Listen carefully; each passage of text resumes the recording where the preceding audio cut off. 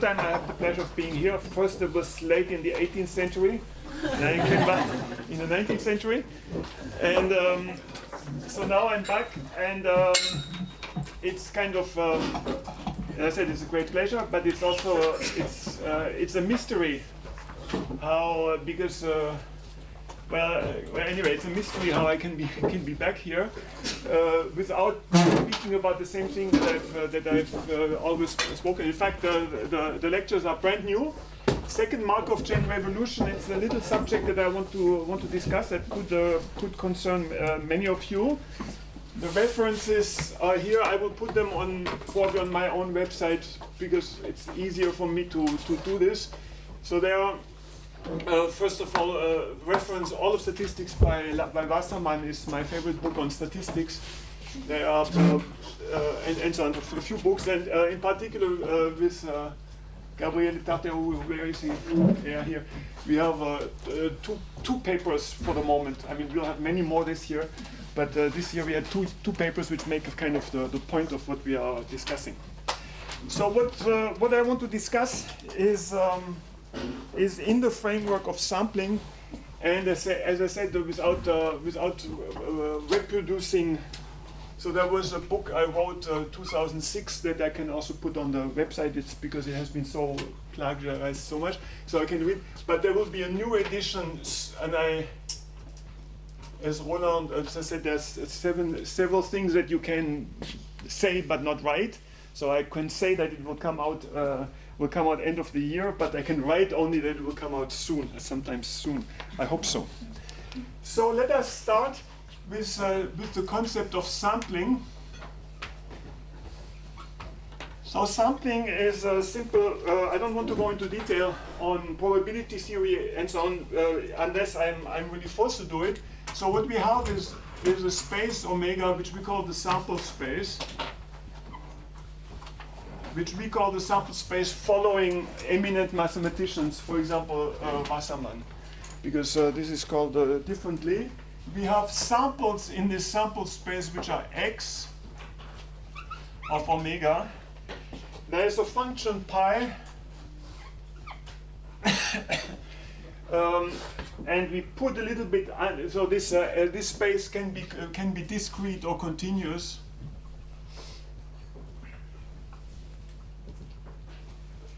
And although myself, and all my co-workers have completely understood all of probability theory, and we know that probabilities belong to subsets of omega and not to single elements, I will not, nevertheless, I will say there's a function pi of x, and we want to obtain samples x such that their frequency is given by pi of x. So that's going to be the subject of what I'm doing for the next six lectures, and we will make connections with statistical mechanics. We will make connections with integrations and probability theory. So I will hope we have fun. So the subject is second Markov chain revolution, and the advantage of the revolution is of course that everything starts again. And even you who was, and there's some of you who have followed lectures three years ago. It was completely different world then. So let me just say. So let me start with 1.1. Simplest example, the Bernoulli distribution. And what I want to do is I want to show a sequence of 4 algorithms, and I think even in algorithm number 3 we'll reach the point where we don't believe ourselves anymore, and we will write a little Python program to check that we've actually understood it.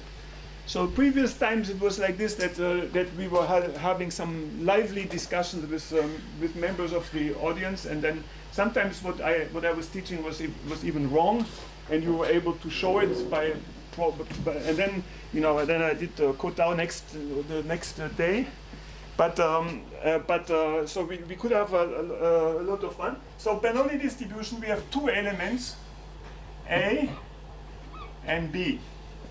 these elements of A has to be obtained with probability P, and B has to be probability, which means non-A has to be obtained with probability 1 minus P. So A and B, and maybe the coffee is going to be cooked there. So A and B can be some elements, and in particular they can be the elements, they can be that something is true and something is false. So in that case, we would call the elements that are true and false, we would call them Boolean Bernoulli distributed random variables. So let me write the first program. How do we sample Bernoulli? Well, that's very simple. We just input P. So that's just, I do just one sample, we input P. We have a number which is upsilon.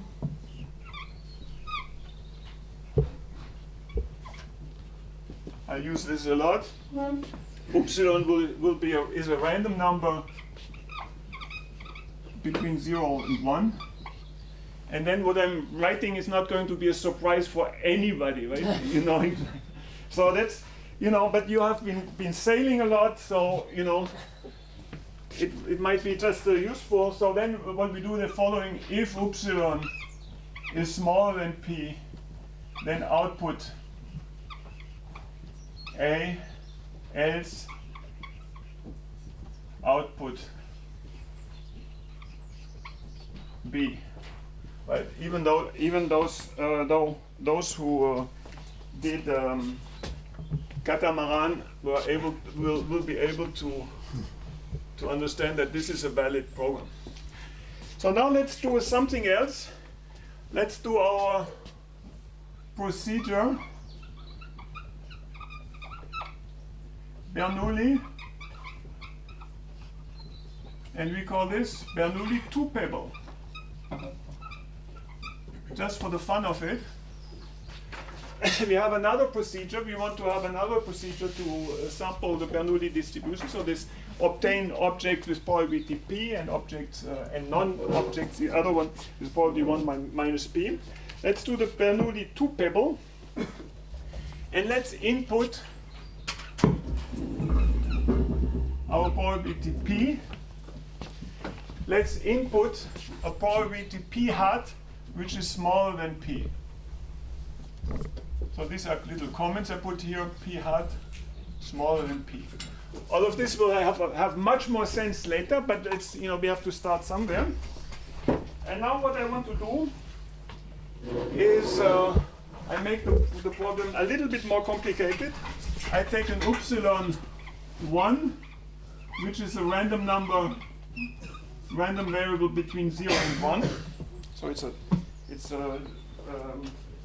so now what I do is the following. Let me make a little picture here. Here, what I did in the first algorithm, Bernoulli, I was starting from 0 to 1. I had a number P. I threw a random variable, so I suppose that I have such a routine on my computer, random variables that are uniform distributed random variables. We will find them on the computer. I will not go into discussion on how to find them. So we have uniform distributed random variables on the computer. Now and what we did is we threw the uniform random variables between 1 and P, and if it was here, we said it is A, and if we were here, we said it was B. Now I do something more complicated. I introduce a bounding probability P hat, which is smaller than, so this is P hat.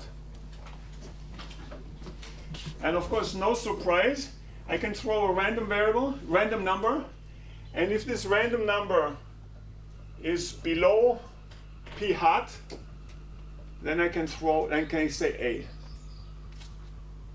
Well, it's kind of really trivial, right? It's kind of really trivial. And if it's above P hat, then I have to check whether it's in between P hat and P, or in between P and 1. but is this really worthy of your attention? So I'm not so sure. But let's do something that's kind of mind-boggling. So what we do is here, so if we do the following, so we keep the first one, if epsilon1 is smaller than p hat, then output A. All right, so far so good.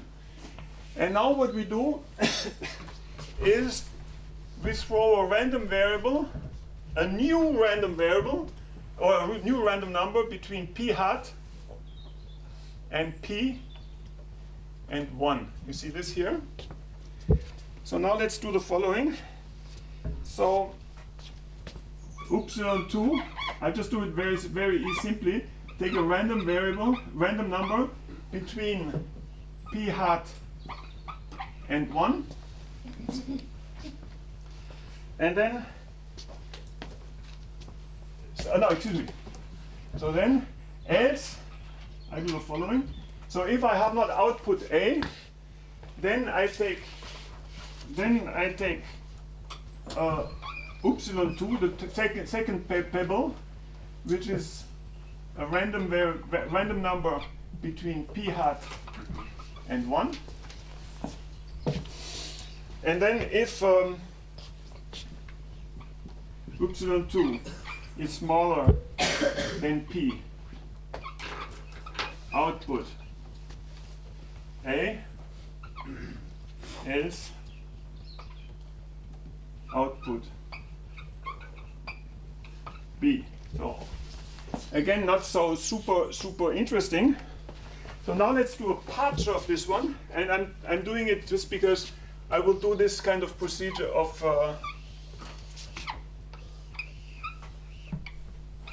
okay, so I have this one. So that's the procedure Bernoulli 2 pebble, and now I'm producing a patch of it.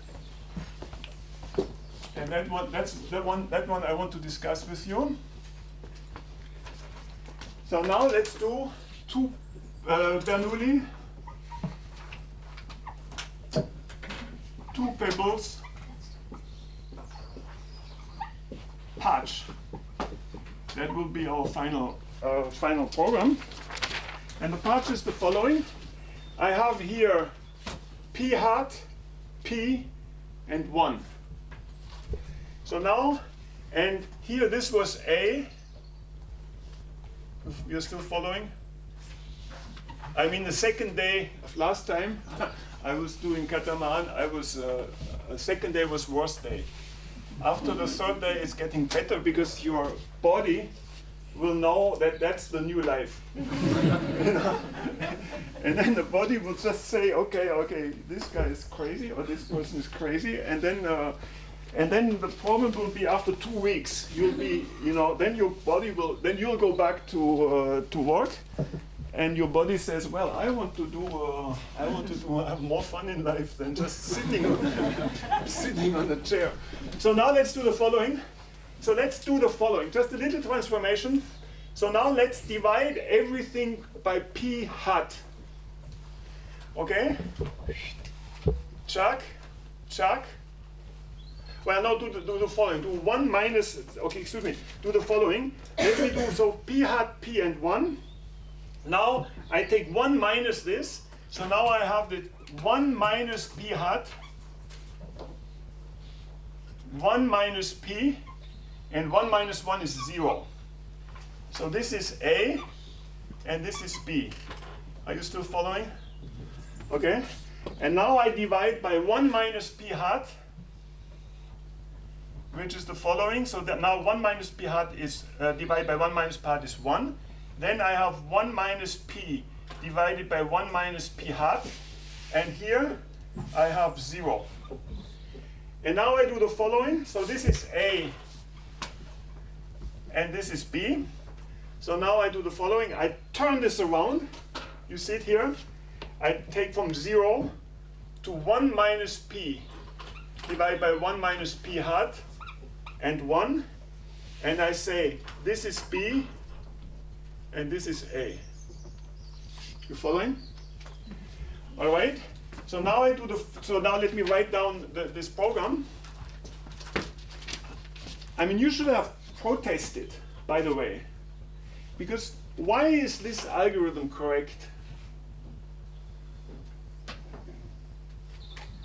I mean, 70 years, nobody, I mean, you know, it's not true, but this is very closely related to a process so why is the output equal to A with probability P if I use a second pebble?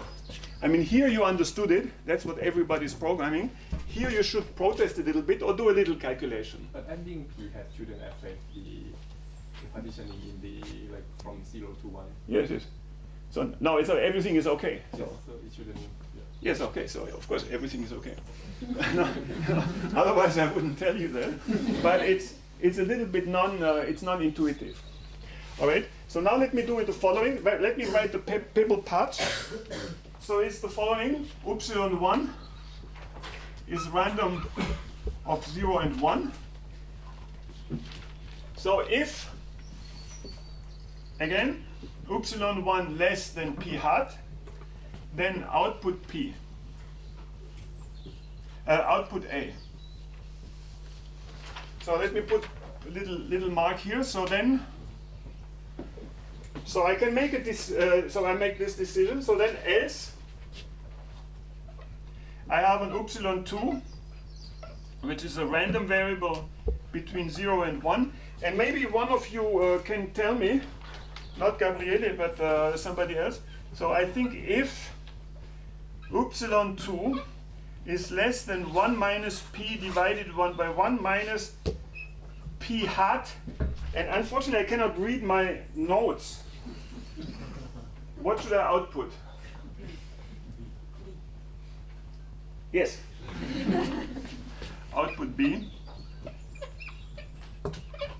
Else output A.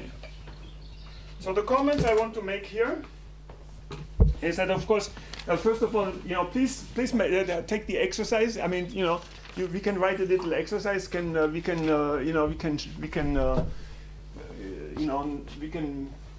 be real nerds and start first. So this is like, you know, this is the first.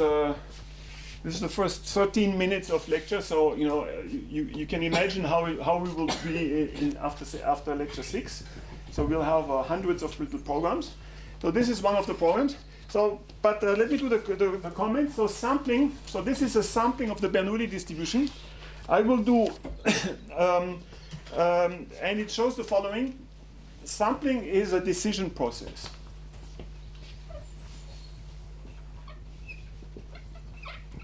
Is about deciding. Well, deciding. So we have to decide whether we output A or output B. There can be different strategies to outputting A or outputting B. And we've just seen here. So it's deciding between A and B, between true and false.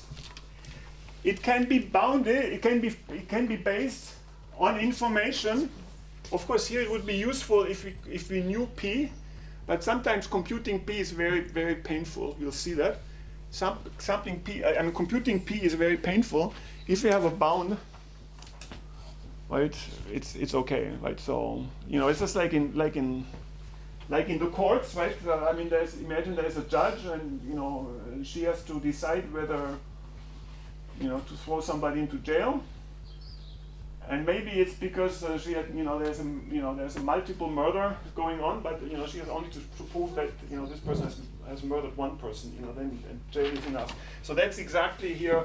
We can output this jail decision on P hat. We don't have to compute, you know, everybody this lady made drown in a fake boating accident.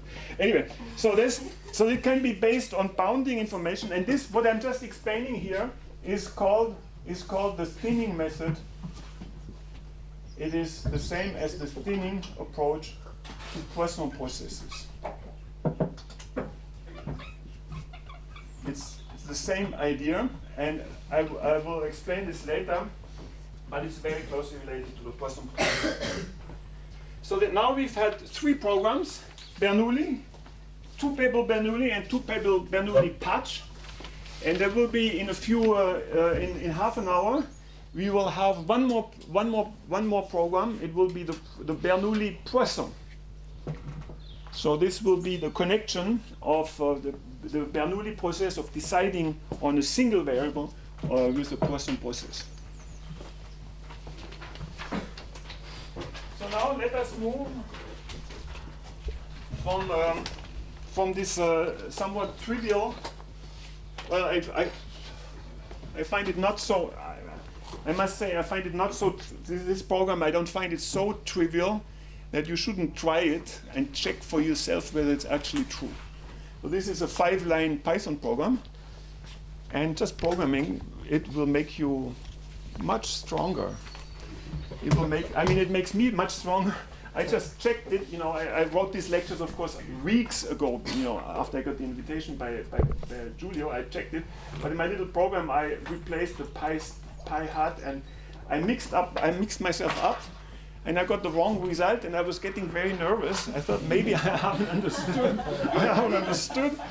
And that was just a misprint. But so I mean, you know, so you can check it yourself. So now, what I want to do, next step, is I want to go from the sampling of a Bernoulli variable to more general samplings in the discrete case. So can I take this away, or have you already programmed? You've already programmed it, right? Yeah. Okay. Okay. All right. So it's just everybody connects with you. So now let's do the following. We will look at discrete distributions, sampling discrete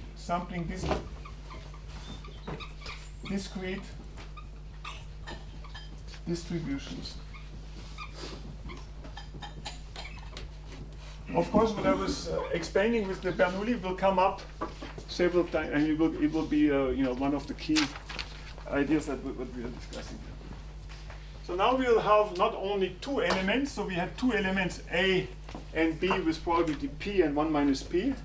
Now I have another distribution, P1. So I have an element 1, let's call it list like this loop, 2, 3, up to capital K.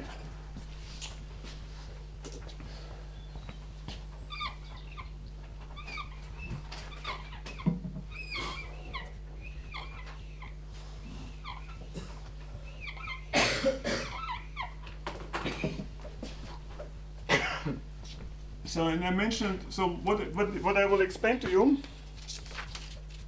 is ways of sampling this distribution. So I have elements 1, 2, 3 to K. So this is, so I have, with, let's say, so this is what I'm plotting here is the pi of, so let's say of little k, and is this distribution that I try to sample. And so I showed in the beginning that some time ago I wrote a book, and what I will explain to you was not in the book, and that's why I have to do a second edition, because it's so embarrassing not to have known, but nobody else knew about this, what I will explain to you. But now I have to do a second edition, which is a lot of hassle. So let's do the following. Let's do the things that everybody knows. I have this distribution. I want to, but you understand what it means, right? So I have several things to do. I can do, what's this called? What's this boat? Fly fish? Birdie fish. Birdie fish. So I can do this. Birdie fish. Birdie. You know, in my time it was the 490, right? Yeah. Then there were 460. You know, that's something. But birdie. I mean, come on. So, so here is 460.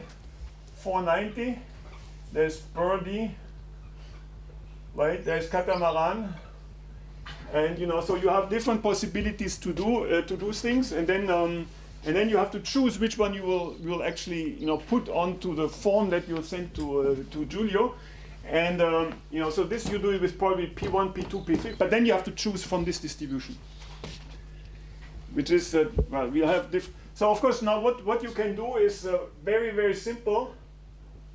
You take a little box which is larger than here, and then you take a random variable between 1 and k,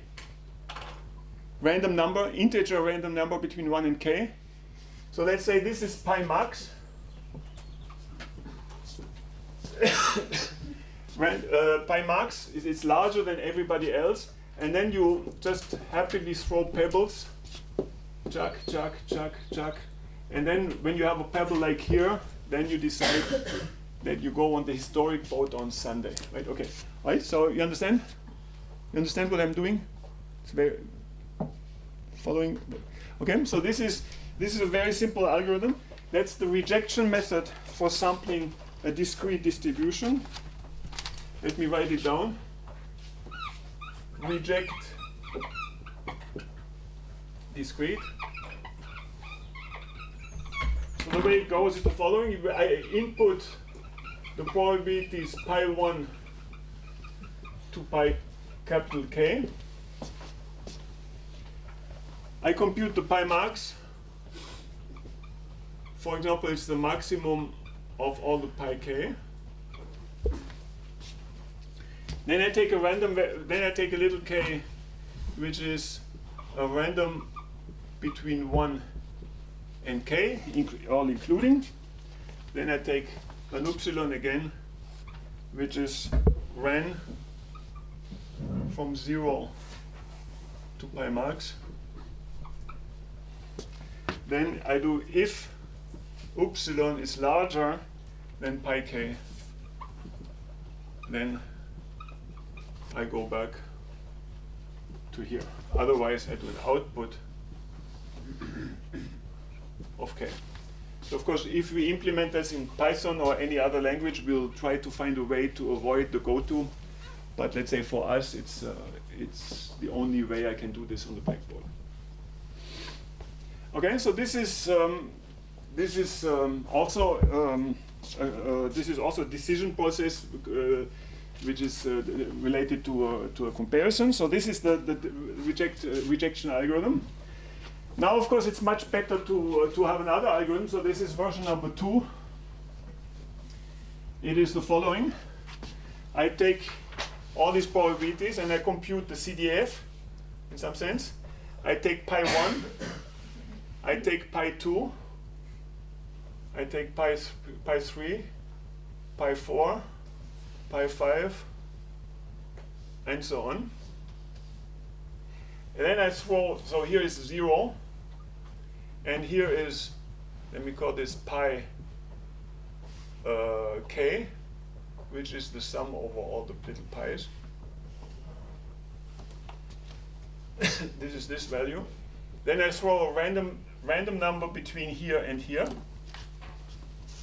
And with this random number between here and here, no surprise, right? No surprise of what's going to happen. So I throw a pebble, a single pebble between here and here, and it will fall randomly into a box. So it will fall into this box with probability pi 1, into this box with probability pi 2, this probability pi 3. So it will fall into the box proportional to the size of the box. Okay? This sounds like a real good algorithm, but it's not. But let's nevertheless write it like this. Let's call it tower sample. This is a procedure of tower sampling. What does it do is the following. I take pi, this capital pi 0 is equal to 0. Then I do for L is equal to 1 to capital K. I do pi L is pi L minus 1 plus the little pi L. Then I take a random number between 0 and pi K.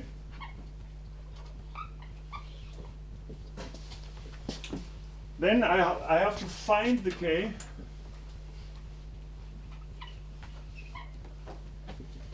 such that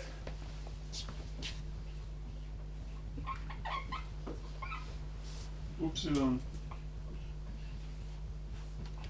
Okay, so that such that upsilon is in between them, and then I output k. All right, you agree that this is a valid algorithm? But do you understand why it's not a good? Why it's not? What is the complexity of this algorithm? It's the complexity of searching where I fall. Right. So it is an algorithm that has a.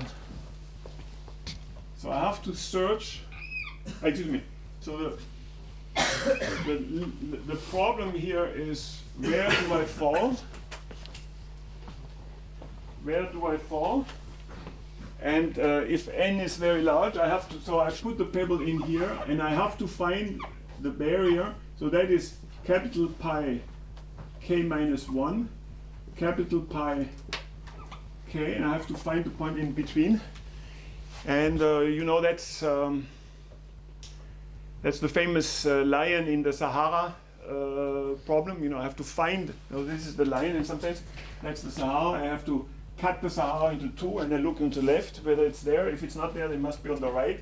Then I cut it, and I cut it, and I cut it, and I cut it, and I have to cut it a number of. I have to use a number of steps which goes like the logarithm of k. So complexity is log of k.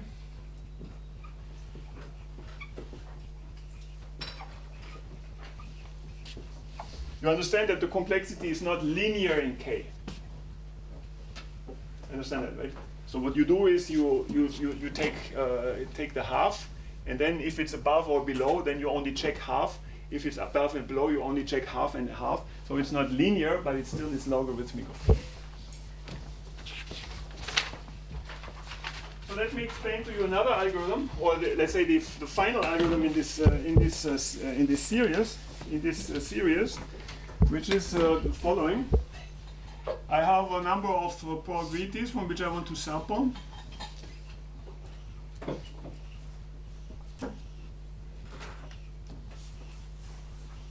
And what I'm explaining is the procedure which is called it's called Walker. It's called Walker's method of aliases. It is a quite recent algorithm in combinatorics. And the way it is the following. First of all, when we discussed here the complexity is log of k, the complexity was log of k after a preparation step which was of order k. So I did a preparation of order k in order to construct my table of to compute the integrated probability distribution. And after this was the preparation step, which was O of capital K, and then I had the complexity log of k per sample. And I imagine that I use a number of samples which is much larger than k, so the preparation step will not come into play. So now the algorithm is the following. In a preparation step, I compute what is the mean value. Let's call it mu. It's the mean, so this is 1 to k. 1, 2, k. I compute the mean value. And for those in the back, I will not treat the case of degeneracies and so on and so on. So let's just suppose that, so this is, I can compute the mean value of all of these in O of n. That would I do the following. I prepare two buckets. I prepare the buckets of the small, and I prepare the buckets of the big. So this is 1, 2, 3, 4, and capital K. So now, no surprise, I put number 1 into the small bucket.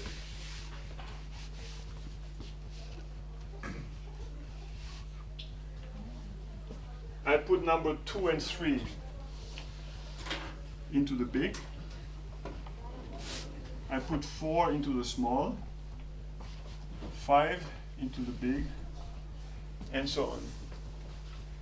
So now, unless there are degeneracies, are the buckets going to be full, or is it clear that both buckets are non-empty? Right, it's kind of easy. I mean, we could have had this idea of it. We could have written a paper. Just you know, it's just. Anyway, you know, so we have to do something else. So now the following. Here is mu. Now I'm reorganizing my table. I stay above this line. You see it here. So I take an element. So now I have an algorithm for preparing something really interesting. I take an element of the small buckets. For example, here, it's just a random element of the small ones. So for example, 1. Okay?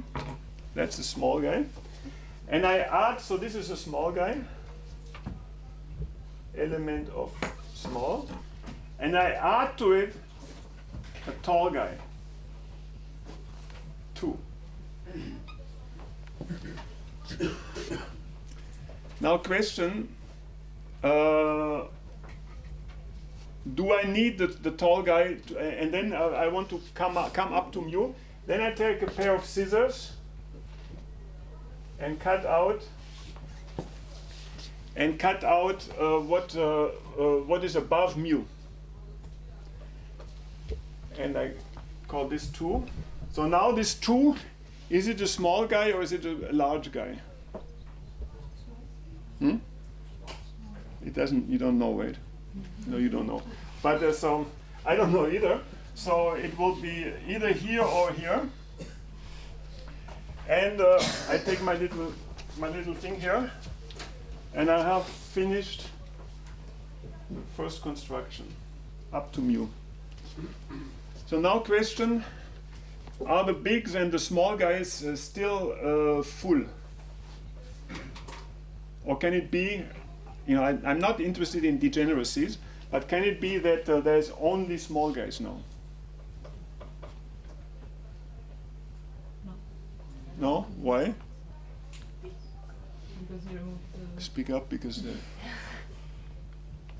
it's not reasonable. If 2 was the only big, then the leftover is also big. Yes, so exactly. So the left. I mean, then now I have a problem with, you know, Roland was showing it this morning. Now we have a recursion going, right? What remains still has the mean value of mu, and it should be still that the small and big are. So the average of what I have in the remaining small and big should still be mu.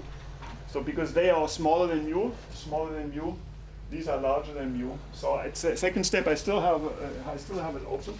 So now I'm taking again. Werner, I have a trivial question. Isn't mu always 1 over k? Am I missing something? Well, it depends. I'm just saying it's the average. It's Okay. the average But in value. this example, it would be, right? Yes, of course. Yeah. So now what I'm doing is the following. Now again I start with a small guy, 4, for example, and I put the large guy. Take this thing, take it away, and I continue,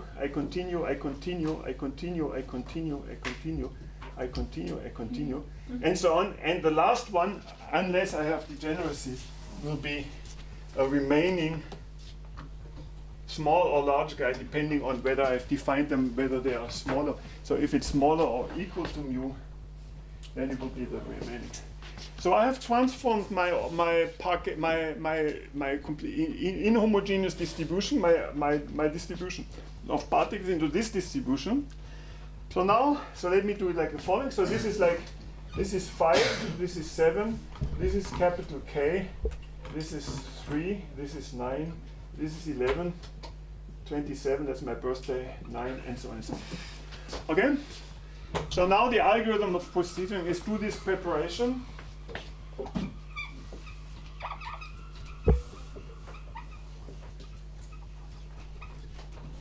Which is O of n.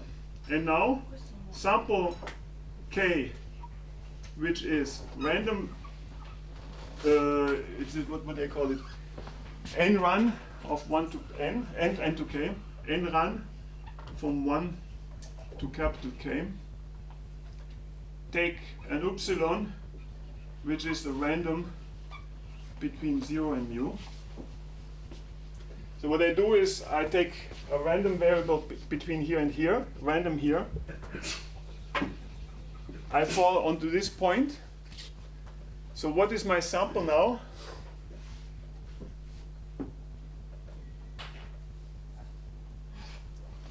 And now it's 9, right? So 9, and now I take 9, and so output, and I output. So now what do I do? Now if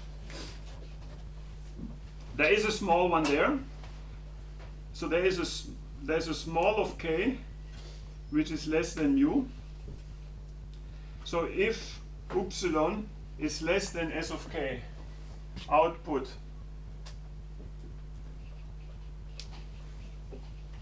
the lower one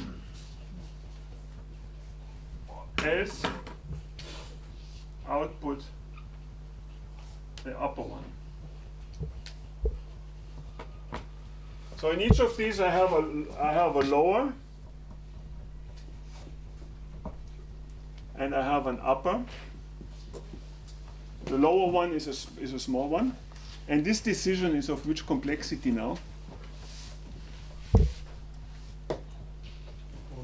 O of 1. So now I have transformed the problem that the generations of people thought was of complexity log of k into a sampling problem of complexity. So sampling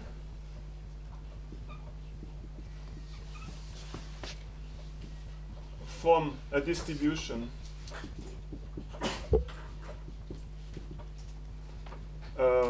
pi 1, pi 2 up to pi k is O of 1. Yes? Sorry, I think I understood the part where you have the buckets, but you didn't understand how you construct the figure on the right. So how do you know that 2 goes on the top of 1? I take. So you understood that I start. I mean, you heard that it's not understanding. It's just you heard that I take a small guy, and on the shoulders of the small guy I put a big guy. Okay. The sum of the two is larger than mu. Right? Then I cut it off. Okay. What remains of the sum of the two, and I put it back into the bucket.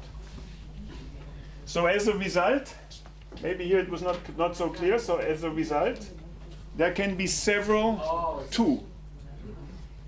Okay? So that's called an alias table, but I don't want to bother you with details. So I take a small one and a big one, and the two of them are bigger, so then if I cut them off... I see. Okay? Do you see also the extreme elegance of this algorithm? Okay? And now I don't have to make a decision between a decision between n or k elements. I only have to make a decision between 2 elements. I have to find, so the pebble that I throw on position little k has 2 possibilities. Either it's below the small, so everywhere here there's a small guy and a large guy, the lower and the upper. And this decision is O of 1. I see. So first you have to choose k randomly, so you are deciding the column. Yes. And then you sample a random variable. You have just to decide whether that's in the bigger Then I take a random real between 0 and mu. Okay? And now the pebble has 2 possibilities. Either there's a bounding line, and it either falls below the bounding line or above the bounding line. I see. Do you have an estimation on the complexity of the preparation step? O of n? Even if you are like to recut it a bunch of Yes, of course, it's O of n. Of course, because so filling the buckets takes O of n. Taking one element out is O of 1. Putting the other element on top of it is O of 1. Pulling out my pair of scissors, cutting it is O of 1. So it's O of n. But then you have an extra element that you need to... Then I put it back, it's O of 1. I have to decide whether what is left over is larger than mu or smaller than mu, is O of 1. I put it back. So there is 3 or 4 elements O of 1 plus and I do this n times, and excuse me, k times, and so this is O of, so the preparation is O of k. But when you put it back, you still have k elements. So No.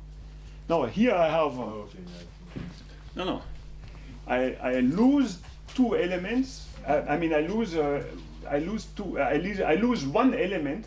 No. So I initially I have k elements between this and this, and then I have k minus 1. I use two elements, cut off, and I have. So I come from k to k minus 1. And this, what I take out of the small ones is completely random. You understand? So I don't have to order the small guys into the smallest of the small. I just take one element. That's O of 1. Sorry. Yes. And what did you do if at one point there are no more big elements and still small elements? That's not possible, because if I have only big elements, then the mean of what is remaining is larger than mu, because big means larger than mu. I always have a balance between small ones. See here, after I've finished up here, right? The mean of what is remaining is still mu. So I cannot end up with only big elements. That's not as bad, but especially I cannot end up with only small elements. So that's also important here. At each step, I use up one small element, and it's gone. Okay? So it may come back because I can't. Anyway, so this is a providential algorithm, Walker's algorithm. And it's completely, I mean, what can I say? I mean, just program it for yourself. Just program it and see that it's correct. Will take you. I mean, will take you maybe a little of some examples, but the complexity of sampling constant distribution is O of 1. Let this be known.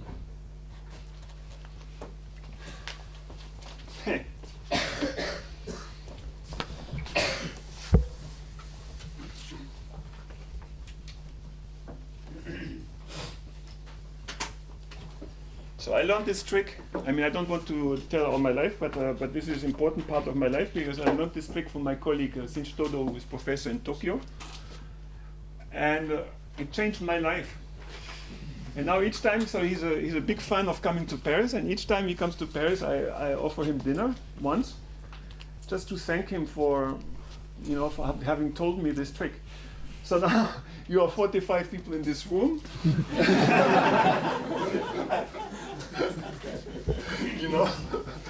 Anyway, so no, but it's true.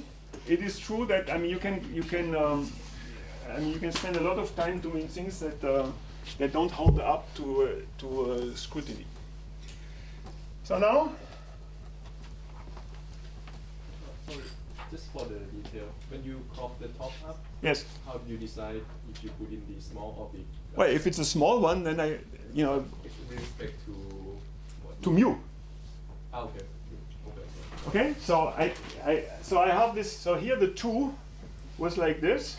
Okay. What I lay here, so I make a decision of whether this what remains is smaller than mu. Then I put it into the small guys. If it's larger than mu, I put it into the big guys. All right.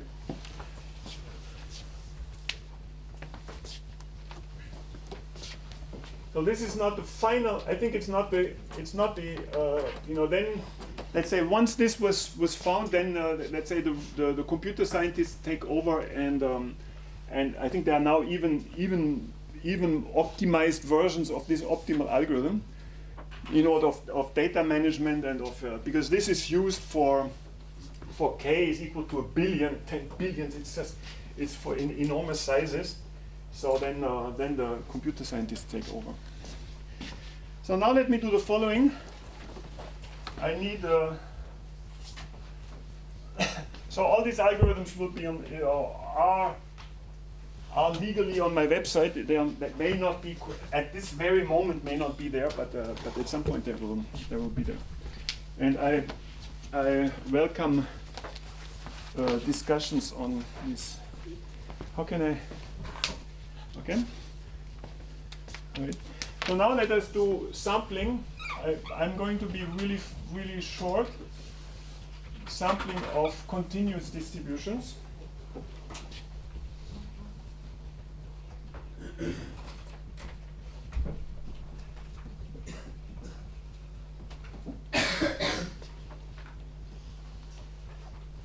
Sampling of continuous distributions. So now let us take this is kind of more standard material here.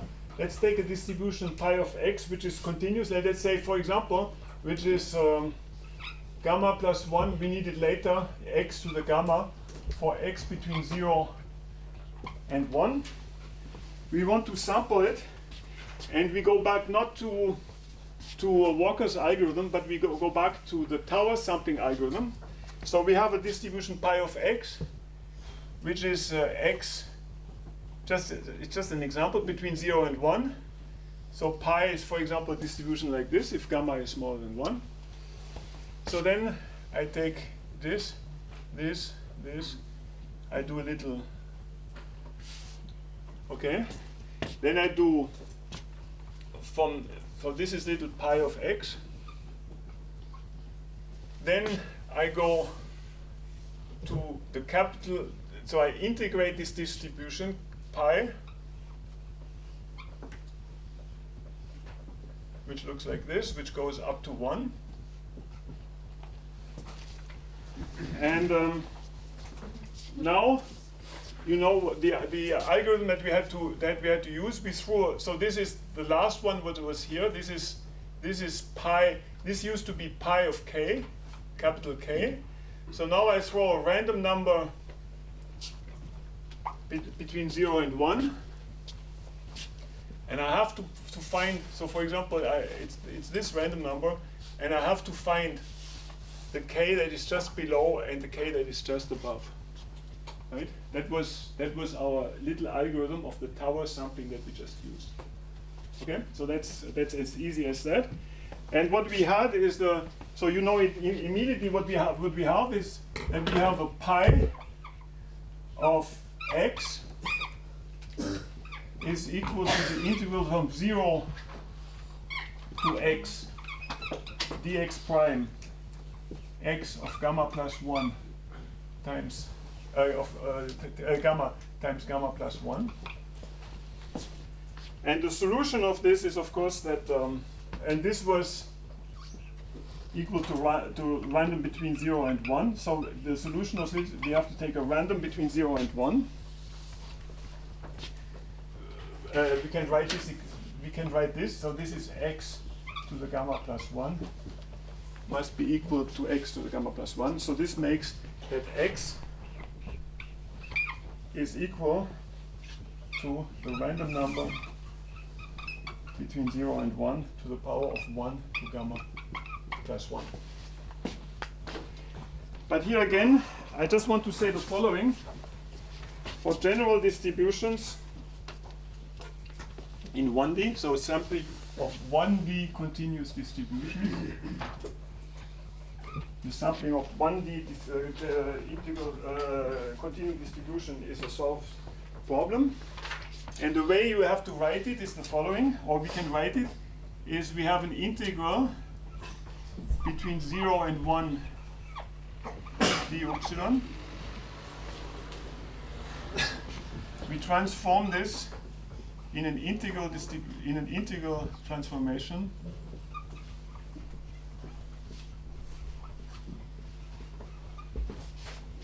into the integral of the x to the gamma.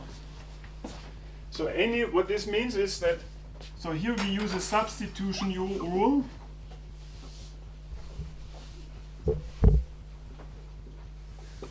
From epsilon to x, and this substitution rule from epsilon to x can be used by saying that this epsilon is a random number between 0 and 1.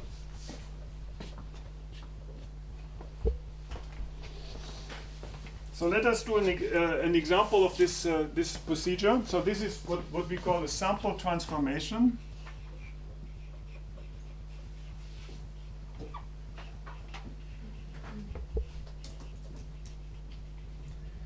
Sample transformation means that we have an integral, and this integral we can sample it. So that's the integral of pi of upsilon d upsilon between 0 and 1, where this pi is 1.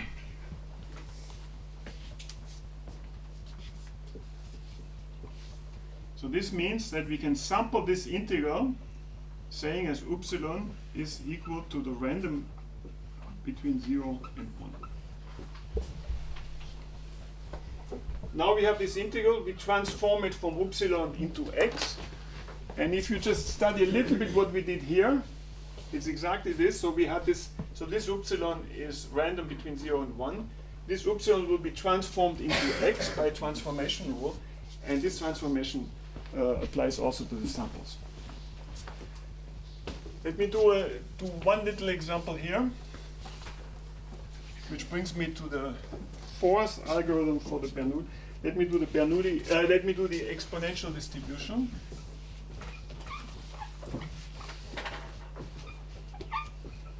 So what I'm explaining here is not part. It's not part of the Monte Carlo revolution, because it's kind of standard material. Yes. I understood the right part, but not really the left in red, where you do the central transformation. See here, this pi of x is equal to this here. So that was corresponding to this here. Okay. So now I said that this is equal to random. So this is the random between 0 and pi of k. So I call this object here a random variable. Pi is equal to the random number between 0 and 1. And this random variable, so this is a transformation between, so this is the same as here. So pi is, so if I put in back here, okay, pi of x is integral of pi of upsilon d upsilon. Okay, so this gives me this distribution. Okay, it's lowercase I. Yes, so so now let me do just one example. Again, that's not, so for example here, I have the integral between 0 and 1, the upsilon. Yeah, the pi's and the pi's, the k's and the k's, and the upsilon and the gammas is kind of complicated. So now that this is equal, I want to transform this into a constant integral from 0 to infinity dx e to the minus lambda x.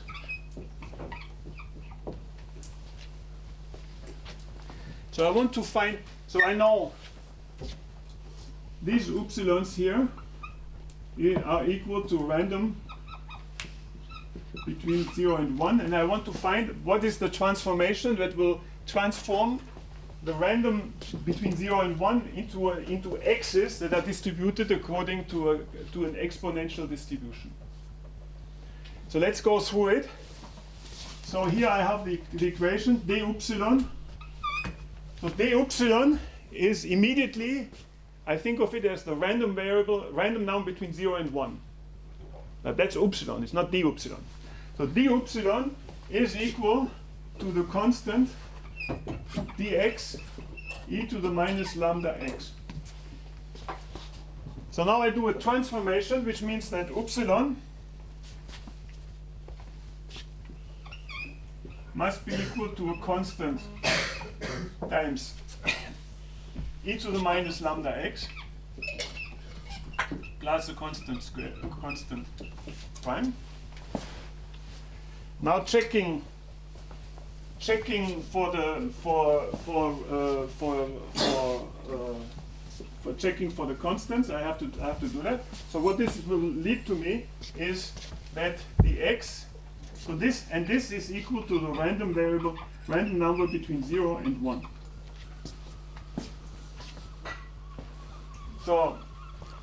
not taking care of the constants, you have to do this yourself. What will you find is that random between 0 and 1 is like e to the minus lambda x. So if we have logarithm of the random, which is minus lambda x, which means that 1 over lambda minus 1 over lambda log ran of 0 and 1 as x is going to be an exponentially distributed random variable. So again, pull out your Python, take random variables between 0 and 1, take minus the logarithm, plot the distribution, and you'll see that this is an exponential distribution between 0 and infinity. The log between of a negative number would be negative. That's why we put a minus 1 over lambda. So this is an exponential distribution. So x is exponentially distributed.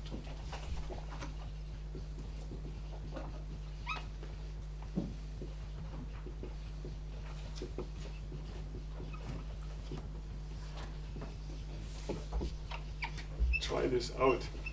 We will use this hundreds of times in the following case, but it's more it will be much more general. So what we'll see quite often is we'll have some objects that we can sample, x, y, z, x1, xn. We can sample them.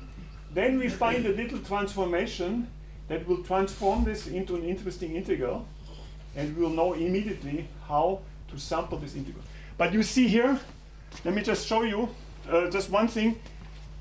So we want to have a distribution pi of x is x to the gamma. The solution is not at all, unfortunately for you and me, it's not random variable to the power of gamma. You get that, right? So it's not that, it's not x, so it just doesn't work like this. It's not, you cannot take it here. You have to work on the integral, as I just explained. So the random 0, 1 to the 1 over gamma plus 1 is distributed as x to the gamma. So just to interject, the point of this is that I'm not finding the inverse function somehow explicitly. So I'm not finding the cumulative function. That's the inverse function of the integral Mm-hmm. It's the inverse of the integral. That's what we are computing here. But so the point of doing this, instead of computing explicitly the cumulative function, we are computing. We are come on. We are computing here. No. You see here we have d. No. It's just a shorthand. So this is the distribution. This is d gamma. D epsilon is equal to this function. Now, if I go from d epsilon to epsilon, I'm integrating this function. So I'm integrating this function, and I'm just explaining to you why so this here, okay. This is the integral. You see it here? This is, I'm just copying this equation here. Right?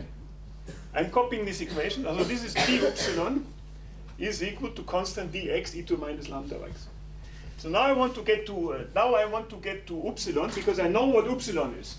Epsilon is a random number between 0 and 1. So this is the integral of this object. So then I have random 0, 1, which is the epsilon, which is this. This is the integral of the previous function. I've done the same thing here. Yes? Could you repeat what happened with the constant? You just check them between the limit of so here you check it that run from 0 into 1 starts from 0, so you have to start at 0 and have to go to 1. Okay. That's all. So you have to check them. And here, in fact, they went from 1 to 0, and that's why I get a minus n. So now, let me do just one last thing in this part here.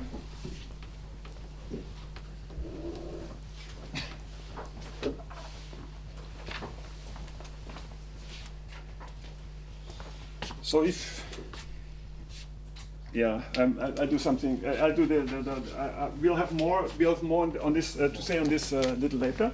So now let me do something kind of amusing. Let me do the Poisson distribution.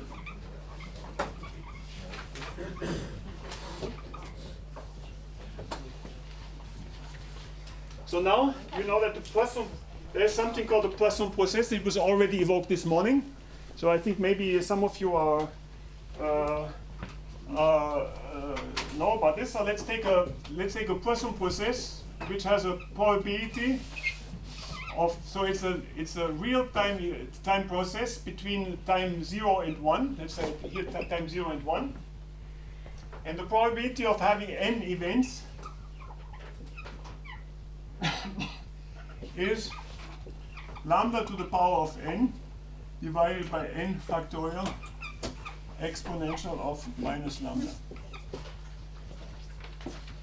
in the time 1. Now, this is the Poisson process, and now it will obtain events at times t. Will become more explicit a little later. So now it has a waiting time distribution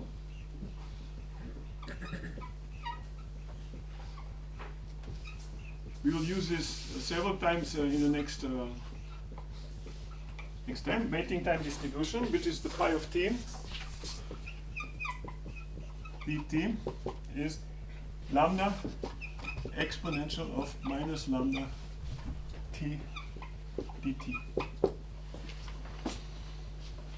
So what is the following? So I have a process, chuck, time 0, 1, 2, 3, 4, 5. I start at time 0, and now you know how to sample this distribution, which is by minus 1 over lambda log of random of 0 to 1. So I wait at time t1, which is minus 1 over lambda log run, and my first event. Then I continue. I take another time, t2, which is minus log run, another time which is minus log time, and so on and so on. The probability of having n events in a time step, time element of 1 is given by this distribution. Now let's do the following. Let us relate the Poisson process with the Bernoulli distribution. With the Bernoulli sampling. Let's do the following. Let us say that P, the P that we had in the very beginning, is the probability of having more than one event in 0 and 1. So let us have a little, instead of sampling the Bernoulli distribution, so where I want to go to is the following. Instead of sampling the Bernoulli distribution with a random variable between 0 and 1, and I accept it with probability if it's less than p, I reject it if it's larger than p, or I do my two-pebble procedure. I will show you. We'll use this later. I do the following. I start the Poisson process at time 0 and at time 1. Now several things can happen. I can have 17 little events here. Or I can have one event, or I can have 0 events.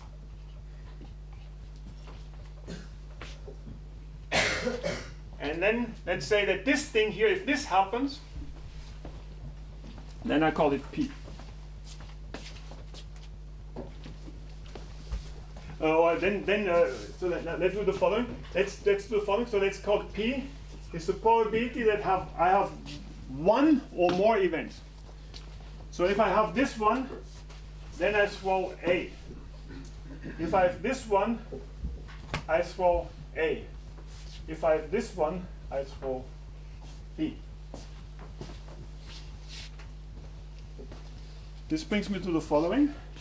The probability of having more than having 0 events is lambda to the 0 divided by 1 exponential minus 1. So the probability of having 0 events is exponential minus lambda. So the probability of having more than 1 event is equal to 1 minus e to the minus lambda. It says that lambda is equal to minus log of 1 minus p. Brings me to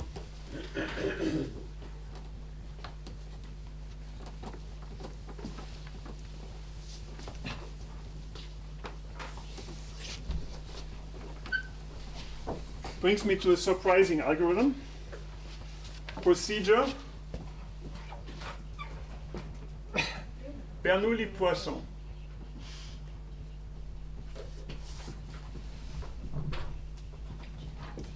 So this sequence of programs all have to output A with probability P and B with probability 1 minus P.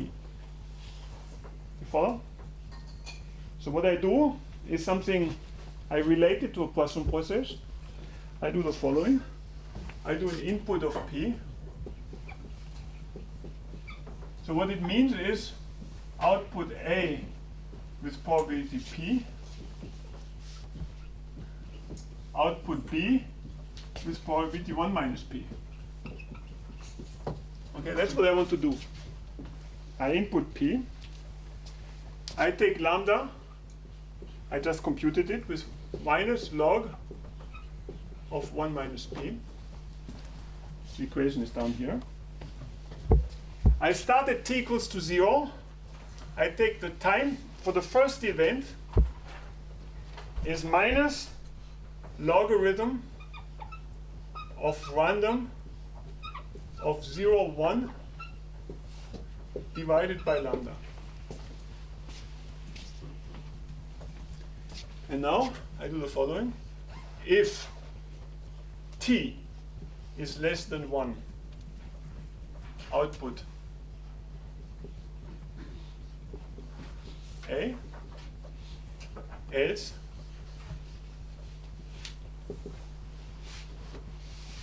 output B.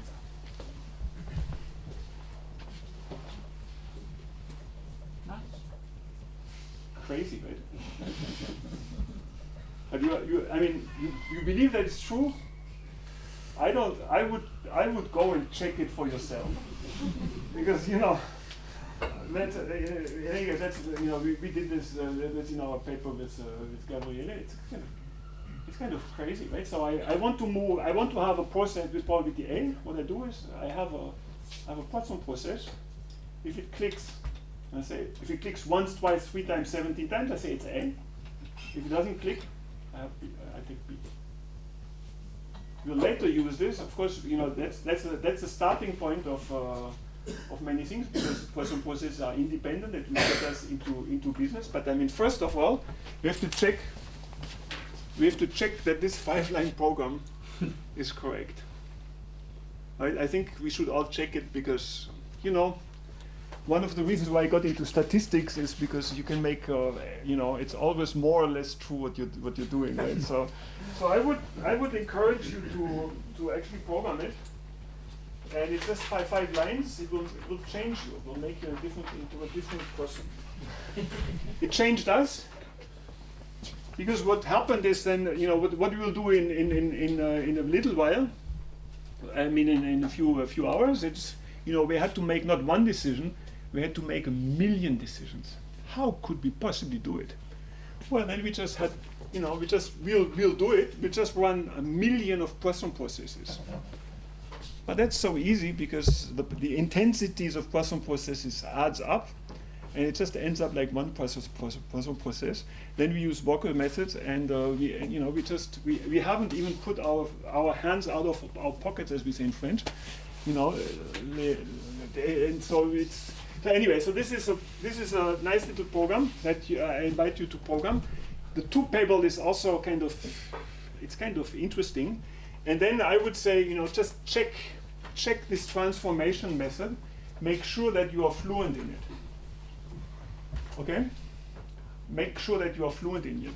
I have other examples. I mean, higher dimensional examples, but maybe I will not get into that. I will do it. I will do it later. And we will. What we always see is we don't take a random value between 0 and 1 to the power of gamma to have a distribution x to the gamma. You know that. And then what is happening is the following. Once you know how to sample an integral, how to sample a distribution, the transformation, the substitution rule, or any substitution rule, gives you, as long as it remains positive, gives you a substitution rule for the samples. All right, so now this concludes my little introduction. Sorry, what? Up. Can you repeat this last sentence? That the last sentence was exactly, you want to get it from the end to the beginning? No. Beginning to the end. So from the last beginning piece to is the end, about the the last piece, now, okay, you want it, right? Sorry. So now, okay, all right, so let's do the following. Let's just for fun. Let's sample. Okay, but I need extra time. So this is question. No. Let's do business. I'm back from the US now. This is business. So this is just answer. So okay, let's do the following. Let's sample a random point on a circle. So I want to have random points on the circle distributed like this. Okay. So now, how do I do that? Well, it's kind of easy. You sample in a random square, because that's what we know how to do. So this is the square from -1 to 1. I'm still answering questions. Okay? Huh? Counting. No, I speak faster than before. All right, so now, what you do? So what famous people have proposed is you just take a random point in the square. So you take x is equal to random between -1 and 1. You take y, which is a random between -1 and 1, and then you renormalize Then you do the histogram of phi, and you get something which is not at all uniform. Right. So that's a crooked algorithm.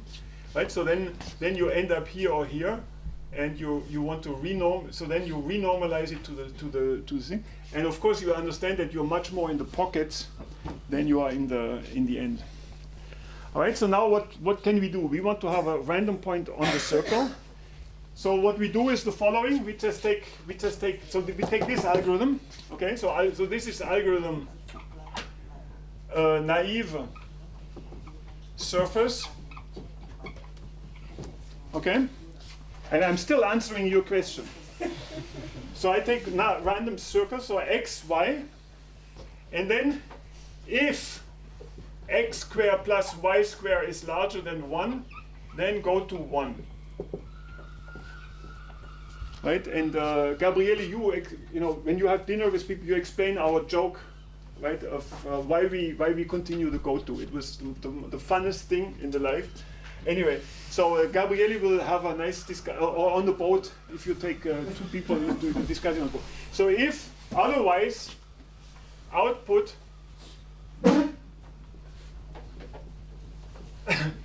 the phi which corresponds to x and y. So this is the arcus tango, arcus whatever. Okay? So we throw away the samples up here. Okay, and we keep only the samples inside the circle, so they are nice and smooth, and then we explode them. Okay, so this is a good algorithm, but it's a naive algorithm because in dimension d equals to 1,000,000, it's going to be very, very difficult to find points inside. So now, what we do is the following: I do a sample transformation, just like. So it's a way of seeing the world, right? It's like surrealism or impressionism. It's sample transformation, something like that. It's not something that you learn It's a way of seeing the world. So the way to see the world is the following, a much better, so this is the naive surface, has a terrible acceptance rate, and it will be impossible. But now it's the following, I jump, let's say we know how to sample a Gaussian. I should spend an hour of explaining it because it's really interesting material. 2 pi e to the minus x squared over 2. Pi of x, I know this. So it's just random dot Gauss of 0 and 1. So I know how to sample a Gaussian. And what does this Gaussian sample? It samples the Gaussian integral dx divided by square root of 2 pi e to the minus x squared over 2. That's the integral that corresponds to the pi, capital Pi. That's the integral that I can sample from minus infinity to infinity. Let's take the second Gaussian over 2 pi e to the minus y squared over 2. These are my, so I have I have now x, so this is a Gauss algorithm surface. So I sample an x, which is a Gaussian. I sample a y, which is a Gaussian. Now I do a sample. So x, you understand? X is, I'm still answering the question. X is equal to Gauss. Y is equal to Gauss. Independent Gaussians. Okay, so that's where I'm in my program. So these are the upsilons, or upsilon 1, or upsilon, let me do it like this, upsilon x, upsilon y. So this is the upsilon x e to the minus upsilon, okay, you understand what I'm saying. So now I do a transformation, which is integral dr r d phi of 0 to infinity of minus pi to pi. E to the minus x squared plus y squared over 2. Which is the integral dr, d phi, and you see here it's an integral dr, r times something, the integral d phi times nothing. Times, you see? D phi times nothing. So what do these Gaussian do? They sample an integral in r and an integral in phi. And this integral in phi is what? What's the distribution function of phi? It's uniform, right? Of course. So now we can do it in dimension n. We sample n Gaussians, right? We sample n Gaussians and take and this samples this. So n Gaussians sample the integral dr r to the n minus 1 integral d omega times nothing. Solid angle. Okay, so here again I have it's a way of seeing the world. It is anything I can do under the integral is something that I can do to transform my samples, which were simple Gaussians in one dimension, into samples of the solid angle in n dimensions. So here what I do, I have a distribution of phi. Then I renormalize. Now I can renormalize again to the surface, and I have a beautiful algorithm. It's the optimal and unique algorithm to sample random points on the hypersphere in n dimensions.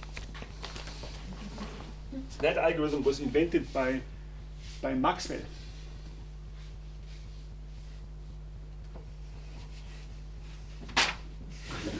It's true. No, it's actually true.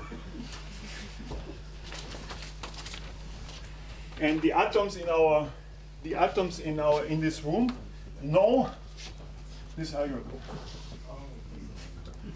All right. So now let's continue.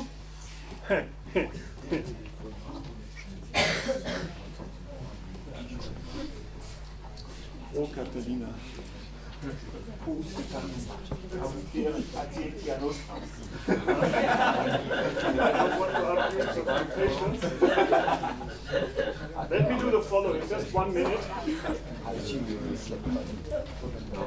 Let me do the following. So this was just an interlude for sample transformation. Let me just write down some names here. So let me do Markov chain sampling.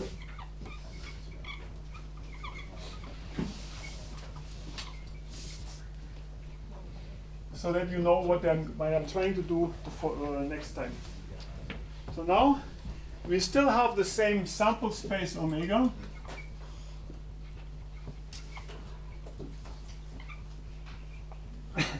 And we would like to sample distribution pi defined on that sample space omega. But with having shown you what I've already shown, distributions, famous Walker algorithm, famous Maxwell algorithm for sampling Gaussians, I'm already at the end of my Latin knowledge of Latin. And then it's the end of the rope. There are not so many more things that we can do. So we have to have another algorithm. That's the Markov chain. Many of you will already have that, have understood this. So we have the distribution. We have random variables x0 distributed according to pi of 0. X of 1 distributed according to pi of 1. X distribution of and so on. Pi of x of 2 distributed according to pi of 2. That's not at all the distribution we want to sample. It's the one that we can sample. So this is an explicitly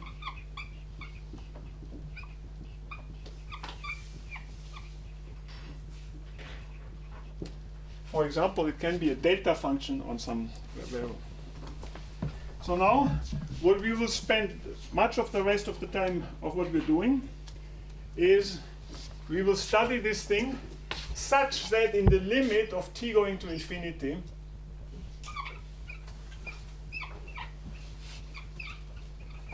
we want that pi of t in the limit of t going to infinity converges to the distribution pi. It's monumental effort that we will do just to get the sample. Because this thing we are horribly non-interested, completely non-interested, and only in the limit of t going to infinity we are interested in sampling this distribution. So now let me just do the following. We call it something a Markov chain.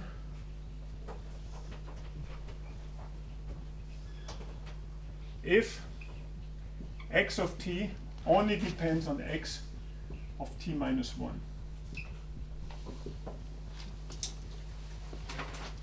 And we have something called a transition matrix. I'm just putting a few things here, and then we'll discuss them in earnest tomorrow, on Thursday. We have something called pi ij, which is a transition matrix.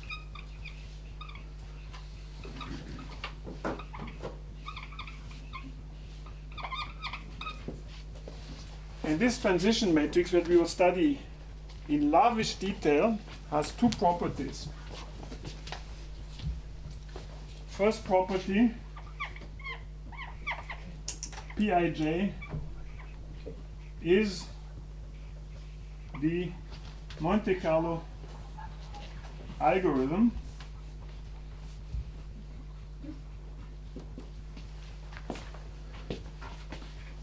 so what it means, so I and j are samples of the sample space.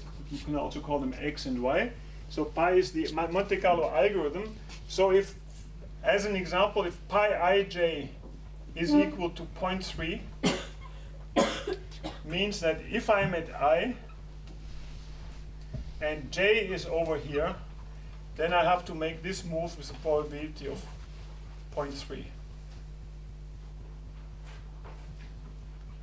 And I'm careful not to say that 0.3 is 1/3.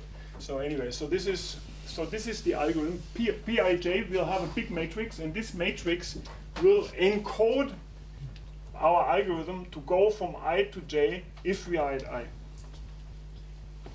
And second property is that the distribution of t plus 1 is equal to the distribution at time t times p.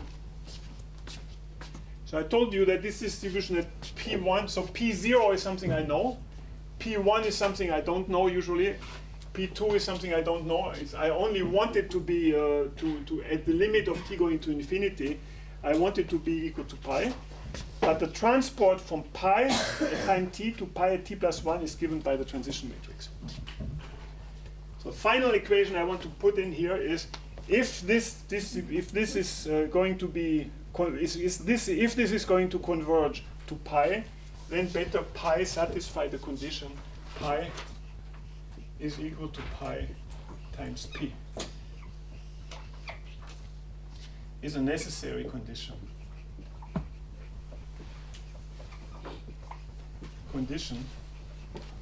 For our project to work.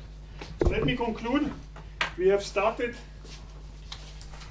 a little journey into the subject of sampling. We have done most of the time. We have done direct sampling. We've discussed a number of algorithms to sample true and false. That means a Bernoulli distribution.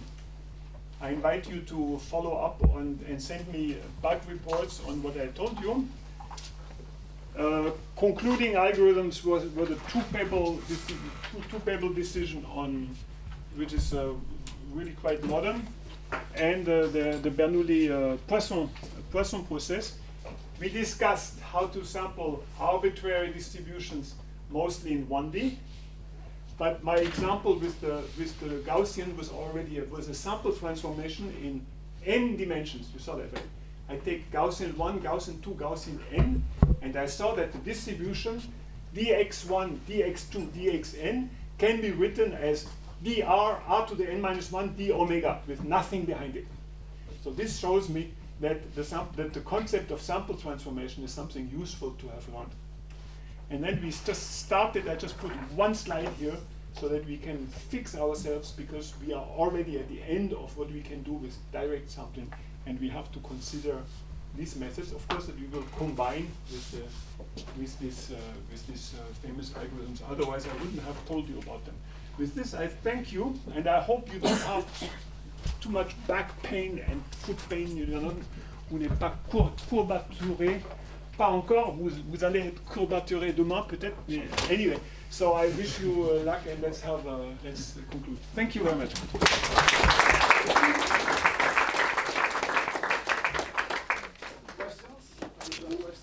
Hey. Good. Can I ask one quick one? Yes, of course. I thought I'd seen a paper a few years ago on the one-shot Boltzmann samplers, which seemed to be kind of getting away without Markov chains. Can you comment on whether those are also based on sample transformations? I don't know which paper you read, but I mean, let's say